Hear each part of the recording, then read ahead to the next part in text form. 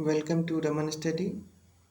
आज हम लोग घटना चक्र जो कि रिवीजन नोट के नाम से जाना जाता है, हम लोग पॉलिटी का अध्ययन करेंगे। हम लोग का आज ये तीसरा वीडियो है, तो चलिए हम लोग शुरुआत करते हैं। तो हम लोग का चैप्टर है भारत संविधान सभा एवं संविधान निर्माण प्रक्रिया। संविधान सभा एवं संविधान निर्माण प्रक्रिया। तो भारतीयों की ओर से संविधान सभा की सर्वप्रथम मांग मई 1934 में रांची में स्वराज पार्टी ने की थी। रांची में स्वराज पार्टी ने की थी। वर्ष 1934 में ही भारत में संविधान सभा के गठन का विचार एम.एन. राय ने दिया था। भारतीय राष्ट्रीय कांग्रेस के स्तर पर भी पहली बार स्वराज पार्टी के बाद पटना में मई 1934 में ही संविधान निर्माण के लिए आधिकारिक रूप से संविधान सभा की मांग की गई, जिसकी पुष्टि कांग्रेस ने 1936 के फैजपुर अधिवेशन में की गई। एक निर्वाचित संविधान सभा द्वारा भारत के संविधान का निर्माण करने का प्रस्ताव सर्वप्रथम वर्ष 1942 में क्रिप्स मिशन के द्वारा किया गया था। क्रिप्स मिशन के द्वारा सर्वप्रथम संविधान का मांग किया गया था। कैबिनेट मिशन योजना 1946 द्वारा भारतीय सभा का प्रतिनिधित्व निर्वाचन के आधार पर गठन किया गया था। कैबिनेट मिशन की रिपोर्ट के अनुसार संविधान सभा निर्वाचित होनी थी और प्रांतों का प्रतिनिधित्व जनसंख्या के आधार पर होना था। इसके तहत मोटे तौर पर प्रति 10 लाख व्यक्तियों पर एक प्रतिनिधित्व के निर्वाचन की व्याख्या प्रस्तावित थी। संविधान सभा की कुल सदस्य संख्या 389 निर्धारित थी। इसमें से 296 सीटें ब्रिटिश राज को तथा 93 सीटें देशी रियासतों को आवंटित की जानी थी। ब्रिटिश भारत को आवंटित 296 सीटों में से 292 सदस्य का चुनाव 11 गवर्नर के प्रांतों से और 4 का चयन मुख्य प्रांत आयुक्तों के प्रांतों से किया जाना था। देशी रियासतों के प्रतिनिधियों का चयन रियासतों के प्रमुख द्वारा किया जाना था। संविधान सभा के लिए चुनाव जुलाई-अगस्त 1946 में संपन्न हुए। 296 सीटों ब्रिटिश भारत को आवंटित में से कांग्रेस को 208, मुस्लिम लीग को 73 तथा छोटे समूह व स्वतंत्र सदस्यों को 15 सीटें मिली। देशी रियासतों ने प्रारंभ में संविधान सभा में भाग नहीं लिया। 28 अप्रैल 1947 को प्रारंभ संविधान सभा के तृतीय अधिवेशन से इसमें भारतीय देशी रियासतों के प्रतिनिधित्व क्रमिक रूप से शामिल होना प्रारंभ हुए। संविधान सभा मुख्यतः अप्रत्यक्ष निर्वाचन का परिणाम थी। प्रांतों की विधानसभाओं का उपयोग निर्वाचन मंडल के रूप में किया गया। यह निर्वाचन वयस्क मताधिकार पर आधारित नहीं था। 1935 के अधिनियम के अनुसार मताधिकार कर, शिक्षा एवं संपत्ति के आधार पर सीमित था। 20 नवंबर 1946 को वायसराय ने निर्वाचन प्रतिनिधियों को आमंत्रित किया कि वे 9 दिसंबर 1946 को संविधान सभा की पहली बैठक में उपस्थित हो। 9 दिसंबर 1946 की सभा की पहली बैठक में कुल 207 सदस्यों, जिसमें कि 9 महिलाएं थीं, ने हिस्सा लिया। 9 दिसंबर 1946 को संविधान सभा की प्रथम बैठक की अध्यक्षता अस्थायी अध्यक्ष डॉक्टर सच्चिदानंद सिन्हा ने की थी। 9 दिसंबर 1946 प्रथम बैठक की अध्यक्षता कौन किया था? उनके अध्यक्ष थे डॉक्टर सच्चिदानंद सिन्हा ने की थी। 11 दिसंबर 1946 को संविधान सभा ने डॉक्टर राजेंद्र प्रसाद को निर्विरोध संविधान सभा का अस्थायी अध्यक्ष के रूप में निर्वाचित कर लिया। 11 दिसंबर 1946 को डॉक्टर राजेंद्र प्रसाद को निर्विरोध संविधान सभा का अस्थायी अध्यक्ष के रूप में निर्वाचित किया गया। 13 दिसंबर 1946 को जवाहरलाल नेहरू ने संविधान सभा में उद्देश्य प्रस्ताव प्रस्तुत किए।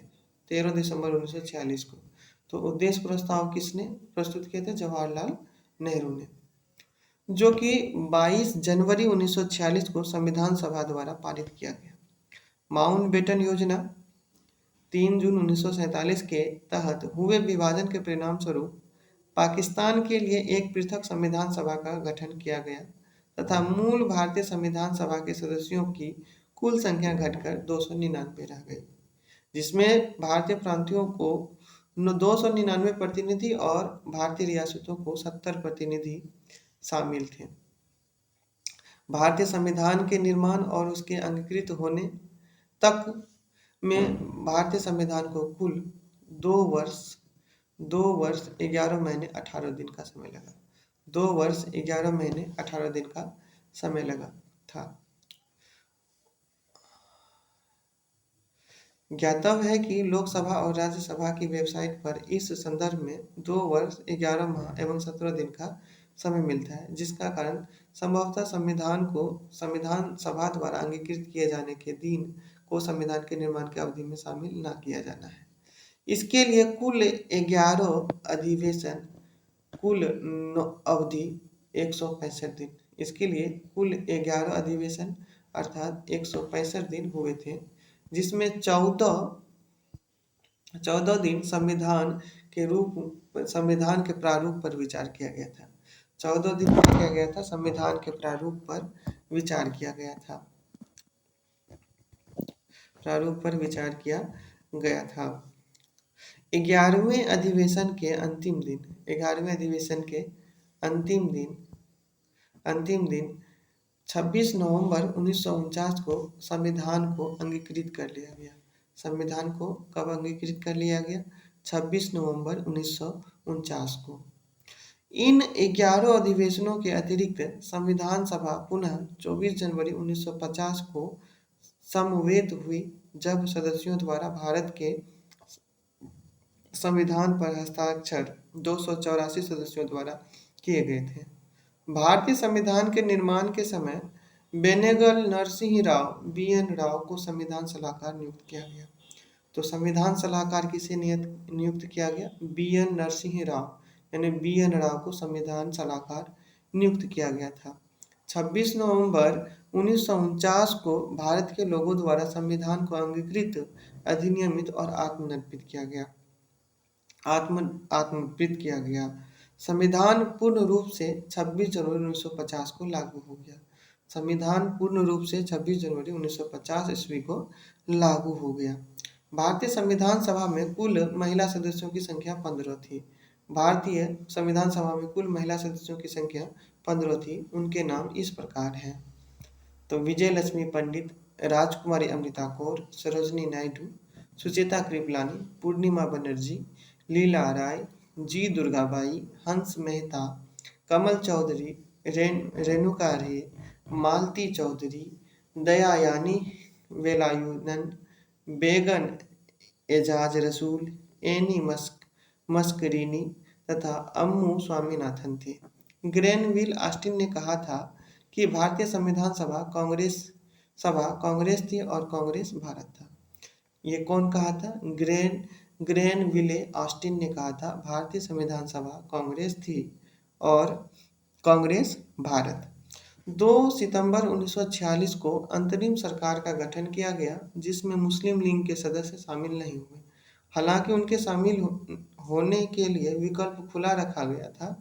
अंततः 26 अक्टूबर 1946 को जब सरकार का पुनर्गठन किया गया, तब मुस्लिम लीग के 5 प्रतिनिधियों ने कैबिनेट में शामिल किया गया। अब आते हैं हम लोग ऑब्जेक्टिव क्वेश्चन की ओर। भारत के लिए संविधान की रचना हेतु संविधान सभा का विचार निम्नलिखित में से सर्वप्रथम किसने प्रस्तुत किया था? तो ऑप्शन ए सही हो जाएगा हम लोगों का। स्वराज पार्टी ने 1934 ईस्वी में। स्वराज पार्टी ने 1934 ईस्वी में। तो मई 1934 में रांची में स्वराज पार्टी ने आत्मनिर्णय के अधिकार की मांग की और एक प्रस्ताव पारित किया, जिसमें कहा गया कि वयस्क मताधिकार के आधार पर निर्वाचित भारतीय प्रतिनिधियों की एक संविधान सभा होगी, जो संविधान का निर्माण करेगी। भारतीयों की ओर से संविधान सभा की मांग करने का यह प्रथम अवसर था। दूसरा सवाल है, स्वतंत्रता के पूर्व के दिनों में प्रारंभ में किसने संविधान निर्मात्री सभा का विचार प्रस्तुत किया था? तो ऑप्शन हम लोगों का ए सही हो जाएगा, ऑप्शन हम लोगों का ए सही हो जाएगा। एम.एन. राय ने, किसने किया था? एम.एन. राय ने। तो हम लोग व्याख्या पढ़ते हैं इसका। वर्ष 1934 में ही भारत में संविधान निर्मात्री सभा का विचार एम.एन. राय ने दिया था। किसने दिया था? एम.एन. राय ने दिया था। तीसरा सवाल है, एक निर्वाचित संविधान सभा द्वारा भारत में संविधान का निर्माण करने का प्रस्ताव किया गया था। तो ऑप्शन सी सही हो जाएगा हम लोग का, क्रिप्स मिशन के द्वारा। किस मिशन के द्वारा? क्रिप्स मिशन के द्वारा किया गया था। एक निर्वाचित संविधान द्वारा भारत के संविधान का निर्माण करने द्वितीय विश्व युद्ध के समाप्त होने के पश्चात प्रस्ताव सर्वप्रथम क्रिप्स मिशन 1942 के द्वारा किया गया था। कैबिनेट मिशन योजना के अंतर्गत संविधान निर्मात्री परिषद में प्रत्येक प्रांत को आवंटित सदस्य निर्धारित करने के लिए एक प्रतिनिधि कितनी जनसंख्या के अनुपात में था? तो ऑप्शन बी सही हो जाएगा हम लोग का, 10 लाख व्यक्ति। 10 लाख व्यक्ति। कैबिनेट मिशन 1946 वर्ष कैबिनेट मिशन वर्ष 1946 में भारत आया था। मिशन ने अपनी रिपोर्ट में संविधान सभा के गठन का एक सूत्र प्रस्तुत किया था, जिसके आधार पर संविधान सभा निर्वाचित होनी थी और प्रांतों का प्रतिनिधित्व जनसंख्या के आधार पर होना था। इसके तहत मोटे तौर पर प्रति 10 लाख व्यक्तियों के ऊपर एक प्रतिनिधि के निर्वाचन की व्यवस्था प्रस्तावित थी। इन विकल्पों में कौन कैबिनेट मिशन का सदस्य नहीं था? तो ऑप्शन ए सही हो जाएगा हम लोग का, William Wood. William Wood cabinet mission का सदस्य नहीं था। बाकी Pethick Lawrence, Stafford Cripps, A B. Alexander, ये सब कैबिनेट मिशन के सदस्य थे। कैबिनेट मिशन मार्च 1946 में भारत पहुंचा। इस मिशन के सदस्य स्टैफोर्ड क्रिप्स अध्यक्ष बोर्ड ऑफ ट्रेड थे, पेथिस लॉरेंस भारतीय सचिव और ए.बी. अलेक्जेंडर नौसेना मंत्री थे। भारतीय संविधान सभा का गठन कब किया गया था? भारतीय संविधान का गठन सभा का गठन कब किया गया था? तो ऑप्शन हम लोगों का सी सही हो जाएगा, क्रिप्स मिशन योजना 1946 के अंतर्गत। भारतीय संविधान सभा का प्रतिनिधित्व निर्वाचन के आधार पर गठन कैबिनेट मिशन योजना 1946 के अंतर्गत किया गया था। 1946 में निर्मित अंतरिम सरकार में कार्यपालिका परिषद के उप सभापति कौन थे? ऑप्शन ए सही हो जाएगा हम लोग का, जवाहरलाल नेहरू थे। ऑप्शन ए सही हो जाएगा हम लोग का, जवाहरलाल नेहरू थे। 24 अगस्त 1946 को अंतरिम राष्ट्रीय सरकार की घोषणा इस व्यवस्था के साथ की गई कि अंतरिम सरकार 2 सितंबर 1946 को कार्यभार संभालेगी। वायसराय इसमें कार्यपालिका परिषद का पदेन अध्यक्ष था तथा जवाहरलाल नेहरू की अध्यक्षता उपाध्यक्ष या उपसभापति बनाया गया। निम्नलिखित में से कौन अगस्त 1946 में गठित प्रथम अंतरिम राष्ट्रीय सरकार का सदस्य नहीं था? तो ऑप्शन सी सही हो जाएगा, doctor S Radhakrishnan. Doctor S Radhakrishnan. Cabinet mission योजना के आधार पर 24 अगस्त 1946 की घोषणा के तहत नवनिर्वाचित संविधान सभा से 2 सितंबर 1946 को भारत की अंतरिम सरकार का गठन किया गया था। इसमें सी राजगोपालाचारी शिक्षा मंत्री, डॉक्टर राजेंद्र प्रसाद खाद्य एवं कृषि मंत्री तथा जगजीवन राम श्रम मंत्री थे, जबकि डॉक्टर एस राधाकृष्णन इस प्रथम अंतरिम राष्ट्रीय सरकार के सदस्य नहीं थे। ऑप्शन हम लोगों का इसमें सी सही हो जाएगा, सी सही हो जाएगा। कथन सही है पर कारण गलत है। वेवेल योजना के अनुसार कार्यकारी परिषद में हिंदू और मुस्लिम सदस्यों की संख्या समान होनी थी। तो अब हम लोगों का 10वां सवाल है, निम्नलिखित में से कौन से कथन संविधान सभा के विषय में सत्य है? तो ऑप्शन हम लोगों का सी सही हो जाएगा, ऑप्शन सी सही हो जाएगा। 3 और 4, 3 और 4, 3 4 देख लेते हम लोग क्या है। वह बहुदलीय निकाय थी और उसने अनेक समितियों के माध्यम से कार्य किए थे। तो इसको हम लोग व्याख्या डिटेल से पढ़ लेते हैं इसका, कि संविधान सभा के गठन के लिए राज्यों की विधानसभाओं का उपयोग निर्वाचन मंडल के रूप में किया गया। अतः संविधान सभा अप्रत्यक्ष निर्वाचन का परिणाम थी, जिसका निर्वाचन व्यक्ति मताधिकार पर आधारित नहीं था। संविधान सभा में अनेक दलों के लोग शामिल थे। इस सभा ने अपने कार्यों का संचालन के लिए अनेक समितियों का गठन किया।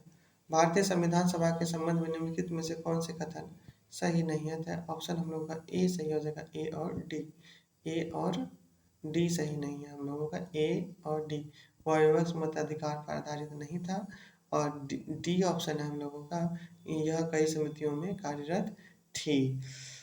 तो निम्नलिखित में संविधान सभा के बारे में गलत कथन कौन सा है? गलत कथन कौन सा? ऑप्शन हम लोगों का सी सही हो जाएगा, इसका निर्वाचन सार्वभौमिक मताधिकार के आधार पर किया गया था। ये गलत है, जबकि ये मताधिकार पर आधार नहीं हुआ था, किया गया था।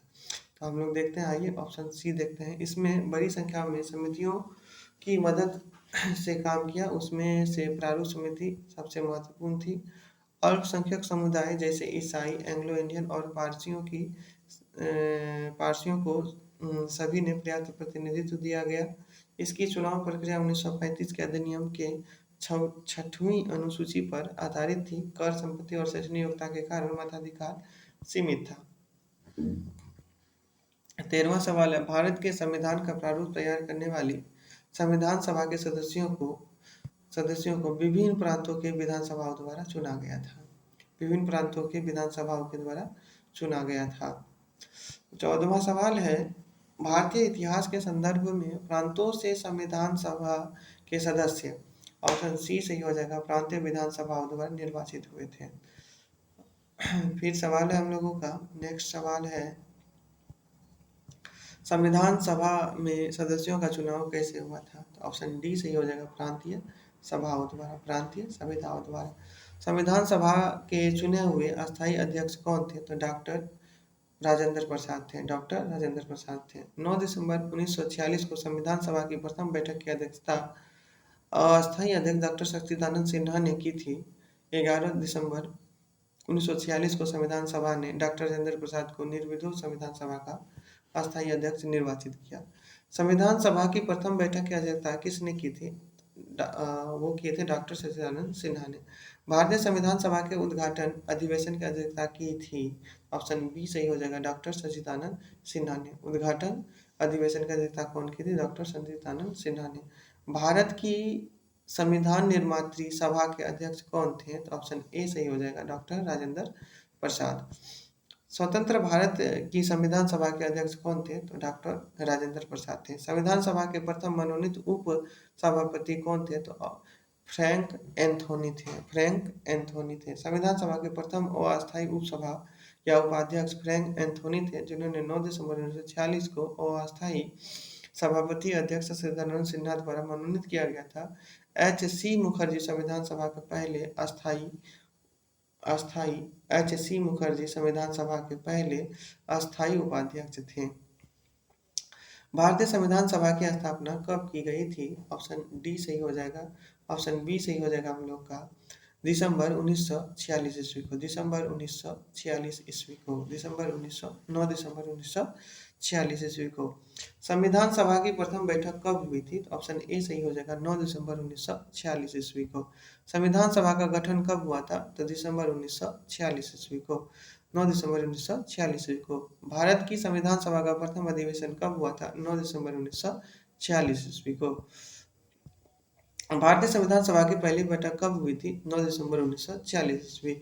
27वां सवाल है, भारत को एक संविधान देने का प्रस्ताव संविधान द्वारा पारित किया गया था, तो बी सही हो जाएगा हम लोग का, जनवरी 1947 ईस्वी को, जनवरी 22 1947। भारत को एक संविधान देने का प्रस्ताव संविधान सभा द्वारा पारित किया गया था, 22 जनवरी 1947 ईस्वी को। 22 जनवरी 1947 को संविधान द्वारा भारत को एक संविधान देने का उद्देश्य प्रस्ताव पारित किया गया। उद्देश्य प्रस्ताव को 13 दिसंबर 1946 को संविधान सभा में जवाहरलाल नेहरू द्वारा पेश किया गया था। आगे चलकर यही उद्देश्य प्रस्तावना का प्रारूप बना। 22 जनवरी 1947। संविधान सभा के प्रमुख संविधान की प्रस्तावना का प्रस्ताव किसने रखा? तो ए जवाहरलाल नेहरू ने। प्रस्तावना का प्रस्ताव किसने रखा? जवाहरलाल नेहरू ने।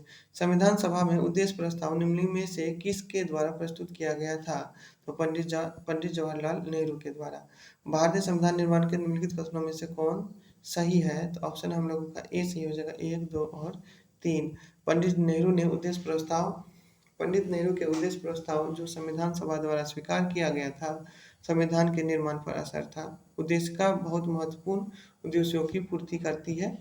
संविधान को भारत के लोगों ने आदेशित किया है।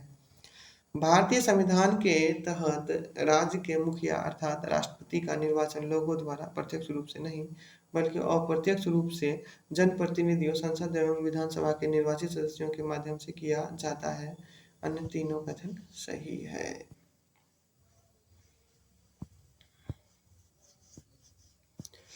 हम लोगों का अब सवाल 31वां है, भारतीय संविधान को बनाने हेतु भारतीय संविधान सभा में कुल कितने अधिवेशन हुए थे? ऑप्शन सी सही हो जाएगा हम लोग का, 12 अधिवेशन हुए थे। कितने अधिवेशन हुए थे? 12।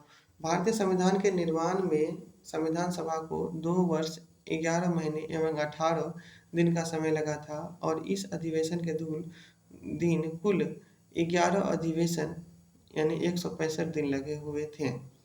11वें अधिवेशन के अंतिम दिन 26 नवंबर 1949 को संविधान को अंगीकृत किया गया था।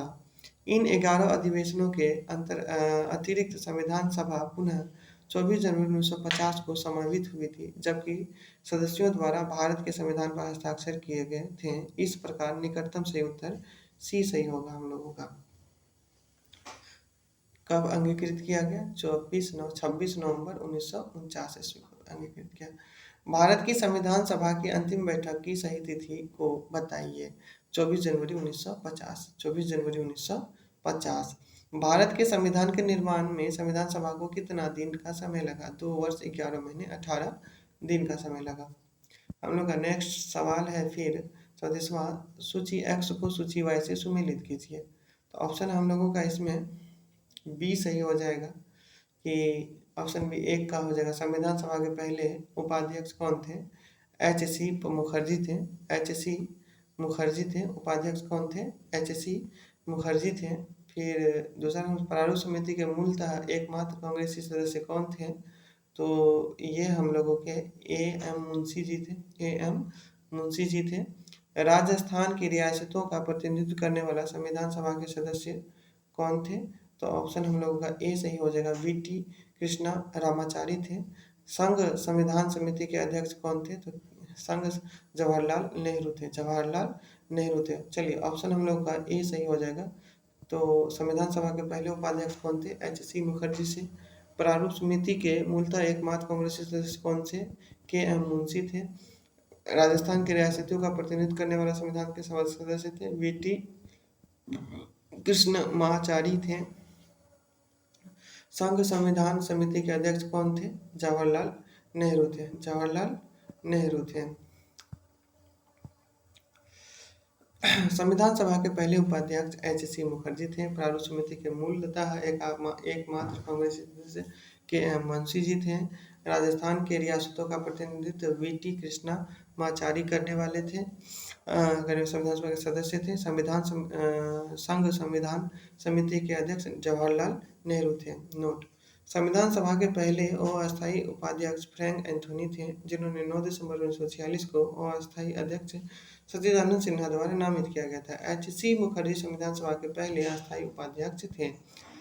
35वां सवाल है, भारतीय संविधान के निर्माण के समय संवैधानिक सलाहकार कौन थे? संवैधानिक सलाहकार ऑप्शन सी सही हो जाएंगे, बी.एन. राव थे। संवैधानिक सलाहकार कौन थे? बी.एन. राव जी थे। संवैधानिक सलाहकार कौन थे? बी.एन. राव जी थे। भारतीय संविधान के निर्माण के समय वेनेगल नरसिंह राव बी.एन. राव संविधान सलाहकार नियुक्त किए गए थे। संविधान सलाहकार नियुक्त किए गए थे।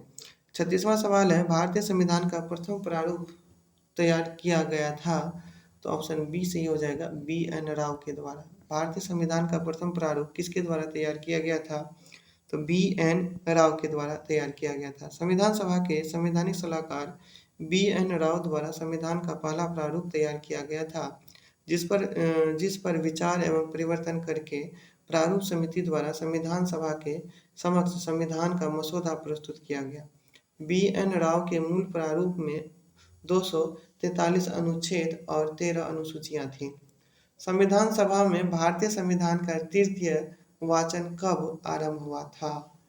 तो भारतीय संविधान सभा में भारतीय संविधान का तृतीय वाचन 17 नवंबर 1949 से प्रारंभ हुआ था और 26 नवंबर 1949 तक चला था। अतः प्रश्न में दिए गए विकल्प में से कोई विकल्प सही नहीं है। भारत का संविधान पूर्ण रूप से तैयार कब हुआ था? तो 26 नवंबर 1949 ईस्वी को हो गया था तैयार। भारतीय संविधान को संविधान द्वारा सभा द्वारा कब अंगीकृत किया गया? तो 26 नवंबर 1949 ईस्वी को किया गया अंगीकृत। फिर सवाल है हम लोगों का 40वां सवाल है। 40वां सवाल है, संविधान सभा द्वारा भारतीय संविधान को स्वीकृत किया गया तो 26 नवंबर 1949 ईस्वी को। भारत का संविधान किस तिथि को अपनाया गया? तो 26 जनवरी 1950 ईस्वी को। 26 जनवरी 1949 ईस्वी को, 26 नवंबर 1949 ईस्वी को। 42वां सवाल है, भारतीय संविधान कब लागू हुआ? तो 26 जनवरी 1950 ईस्वी को। संविधान को 26 जनवरी के दिन लागू करने का निर्णय इसलिए लिया गया क्योंकि कांग्रेस ने इस तिथि को 1930 में स्वतंत्रता दिवस के रूप में मनाया था।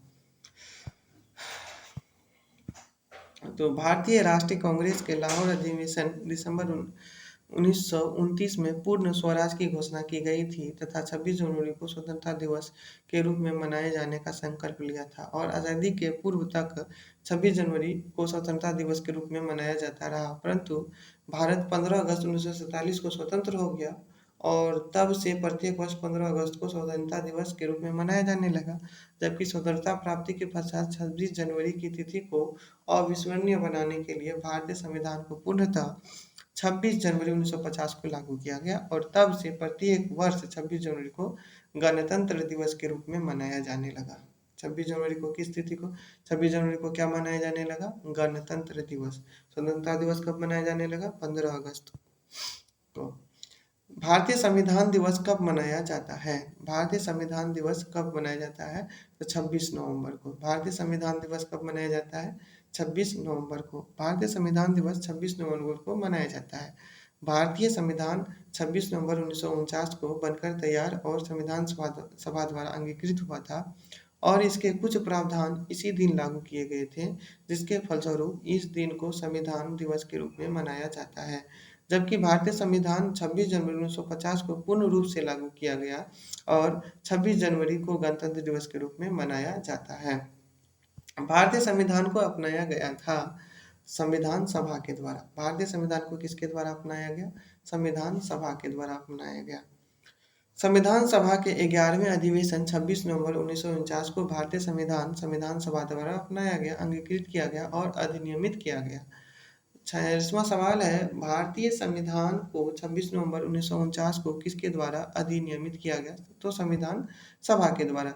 भारत का संविधान अंगीकृत और अधिनियमित हुआ 26 नवंबर 1949 को। बी आर अम्बेडकर का संविधान निर्वाचन हुआ था। बी आर अम्बेडकर का संविधान सभा में निर्वाचन हुआ था। तो ऑप्शन हम लोगों का बी सही हो जाएगा। ऑप्शन हम लोगों का बी सही हो जाएगा, बम्बई प्रेसिडेंसी से। बम्बई प्रेसिडेंसी से। वर्ष 1946 में संपन्न संविधान सभा के प्रारंभिक चुनाव में डॉक्टर भीमराव अंबेडकर अविभाजित भारत के बंगाल प्रांत के पूर्व भाग से निर्वाचित हुए थे। बाद में यह क्षेत्र पाकिस्तान में चले जाने के कारण डॉक्टर अंबेडकर भारतीय गणराज्य के बम्बई प्रेसिडेंसी के पूना संसदीय क्षेत्र के उपचुनाव से निर्वाचित होकर भारतीय संविधान सभा में सम्मिलित हुए। पूना सीट के लिए कांग्रेस के एम आर जयकर ने त्यागपत्र देकर रिक्ति की थी। यद्यपि विकल्प ए में पश्चिम बंगाल है, फिर भी यह अभिष्ट विकल्प नहीं हो सकता क्योंकि डॉक्टर भीमराव अंबेडकर पूर्वी बंगाल से प्रथमतः निर्वाचित हुए थे। अंततः उन्होंने बम्बई प्रेसिडेंसी से निर्वाचित सदस्य के रूप में संविधान सभा में कार्य किया था। अतः स्पष्ट है कि बी उत्तर क्या होगा? हम लोग का सही होगा। डॉक्टर भीमराव अंबेडकर का जन्म और मृत्यु कब हुआ?